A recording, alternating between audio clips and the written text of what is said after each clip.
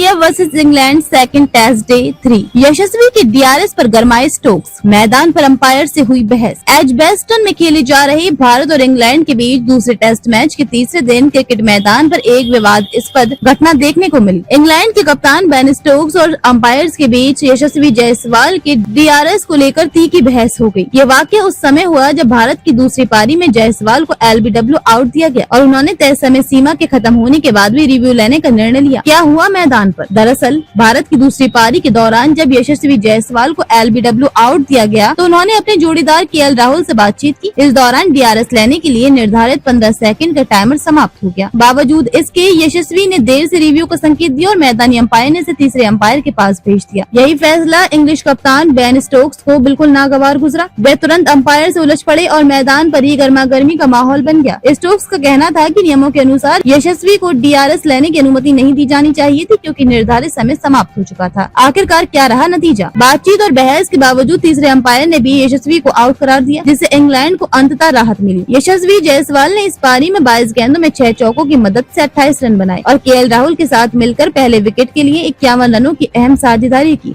इस विवाद के बावजूद खेल जारी रहा और तीसरे दिन का खेल समाप्त होने तक भारत ने दूसरी पारी में एक विकेट खोकर 64 रन बना लिए थे। भारत की कुल बढ़त 244 रनों की हो गई है। भारत की मजबूत स्थिति इस मैच में भारत ने पहले बल्लेबाजी करते हुए 587 रनों का विशाल स्कोर खड़ा किया। शुभमन गिल ने इस पारी में शानदार 269 रन बनाए, जो उनके करियर का अब तक का सर्वोच्च स्कोर है। गिल के अलावा यशस्वी जायसवाल ने 87 और रविंद्र जडेजा ने 89 रनों की अहम पारी खेली। वह इंग्लैंड की टीम पहली पारी में 407 रन बनाकर ऑल आउट हो गयी। इंग्लिश बल्लेबाजों में हैरी ब्रुक ने 158 और जैमी स्मिथ ने 184 रन बनाए। दोनों ने छठे विकेट के लिए 303 रनों की रिकॉर्ड साझेदारी की, जिसने इंग्लैंड को सम्मानजनक स्कोर तक पहुंचाया। मुकाबला रोमांचक मोड़ पर। मैच का चौथा दिन अब बेहद अहम हो गया है। भारत की बढ़त अब 244 रनों की हो चुकी है और उसके पास 9 विकेट शेष हैं। अगर भारत अगले दिन तेजी से रन बनाकर इंग्लैंड को चुनौतीपूर्ण लक्ष्य देता है तो ये मैच रोमांचक मोड़ पर पहुंच सकता है। हालांकि तीसरे दिन का सबसे बड़ा आकर्षण यशस्वी के डीआरएस को लेकर हुआ विवाद ही रहा, जिसने एक बार फिर क्रिकेट में समय सीमा और अंपायरिंग फैसलों पर बहस छेड़ दी है।